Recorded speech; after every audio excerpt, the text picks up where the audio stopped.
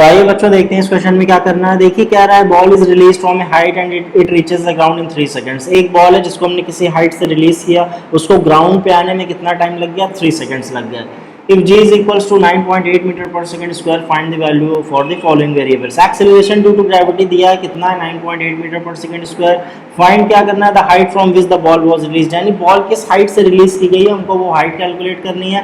And the velocity with which the ball will strike the ground, और किस velocity से ball ने ground को स्ट्राइक किया, हिट किया, उस वेलोसिटी को फाइंड करना है। तो देखिए क्या क्या रहा है इस क्वेश्चन में। मान लीजिए ये यहाँ कोई, यहाँ से हमने बॉल को क्या किया, रिलीज किया, और उसको ये हाइट कितनी है, मान लीजिए h।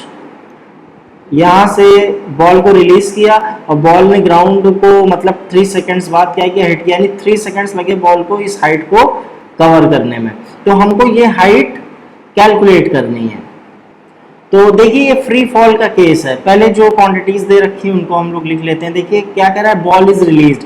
फ्री फॉल के केस में जब बॉल को रिलीज किया जाता है, हम कहते हैं कि बॉल को रिलीज कर रहे हैं, तो रिलीज करने का मतलब क्या है, इनिशियल वेलोसिटी 0 है, क्योंकि रिलीज कर रहे हैं उसको किसी वेलोसिटी से हम नहीं फेंक रहे हैं, उसको रिलीज कर रहे हैं। तो उस केस में हमारी इनिशियल वेलोसिटी क्या हो जाती है, 0 हो जाती है। जब भी फ्री फॉल का केस आएगा और ये बोलेगा कि बॉल इज रिलीज्ड, इसका मतलब इनिशियल वेलोसिटी हमारी कितनी हो जाएगी, 0।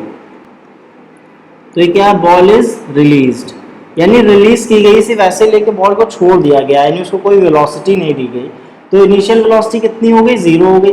ग्राउंड कितनी देर में पहुंचती है, 3 सेकंड्स में, यानी 3 सेकंड लगता है उसको ग्राउंड में पहुंचने पर। एक्सीलरेशन ड्यू टू ग्रेविटी कितना दिया है, 9.8 metre per second square. Find क्या करना है, height from which the ball was release, किस हाइट से बॉल को रिलीज किया गया वो हाइट फाइंड करनी है, यानी ये हाइट हमको क्या करना है, कैलकुलेट करना है।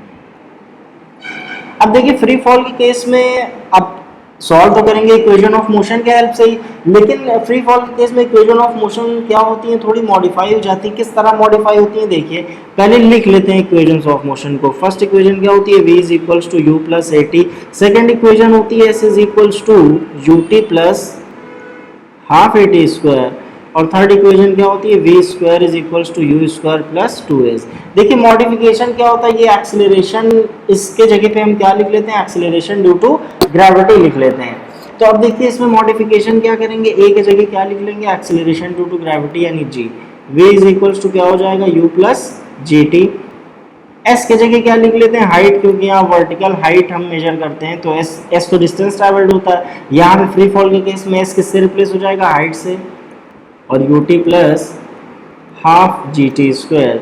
फिर थर्ड इक्वेशन में क्या होगा, v square is equals to u square plus 2gh। अब देखिए इन तीनों इक्वेशन में से हमको कोई एक इक्वेशन यूज करनी है, उसकी मदद से हमको क्या निकालना है, हाइट निकालनी है।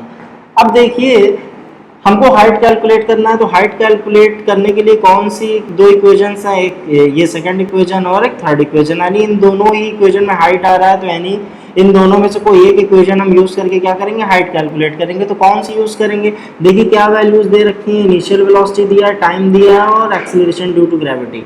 तो देखिए इनिशियल वेलोसिटी दिया है, टाइम दिया और एक्सीलरेशन ड्यू टू ग्रेविटी दिया है, यानी अगर हम second equation of motion use कर लें तो हमको हाइट मिल जाएगी, क्योंकि थर्ड इक्वेशन में हमको फाइनल वेलोसिटी भी पता होनी चाहिए, तब जाके हम हाइट कैलकुलेट कर पाएंगे।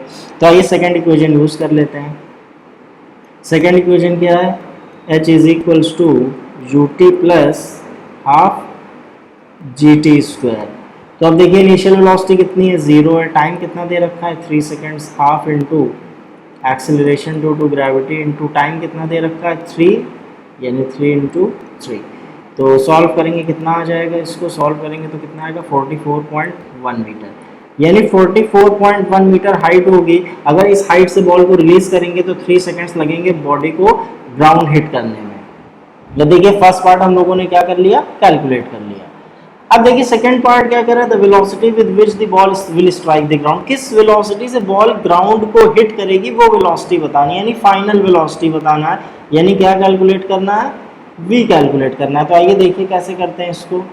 फिर से वैल्यूज लिख लेते हैं। इनिशियल वेलोसिटी कितनी थी, 0 थी, टाइम कितना लग रहा था, 3 सेकेंड्स लग रहे थे, एक्सीलरेशन ड्यू टू ग्रेविटी कितना है, 9.8 मीटर पर सेकेंड स्क्वायर।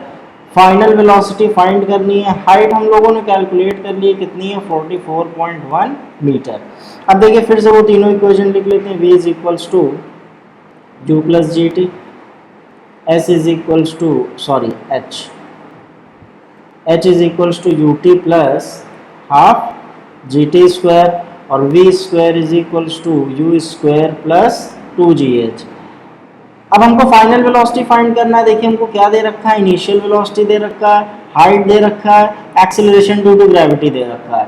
यानी हम third equation of motion use कर लें तो हमको क्या मिल जाएगी, फाइनल वेलोसिटी मिल जाएगी। तो आइए इस इक्वेशन को यूज कर लेते हैं। V square is equals to, ये तो जीरो हो गया, इनिशियल वेलोसिटी जीरो है, 2 इंटू जी कितना है 9.8 और हाइट कितनी दे रखी है 44.1। तो इसको सॉल्व कर लेते हैं। देखिए क्या आएगा 29.4 मीटर पर सेकेंड। आप कैलकुलेट कर लीजिएगा, मैंने पहले से कैलकुलेट किया हुआ था तो मुझे कोई प्रॉब्लम नहीं हुई। यानी जिस वेलोसिटी से ये बॉल ग्राउंड को, ये ग्राउंड है हमारा, जिस वेलोसिटी से ग्राउंड को हिट करेगी वो वेलोसिटी कितनी है हमारी 29.4 मीटर पर सेकेंड। तो यही कैलकुलेट करना था हम लोगों को।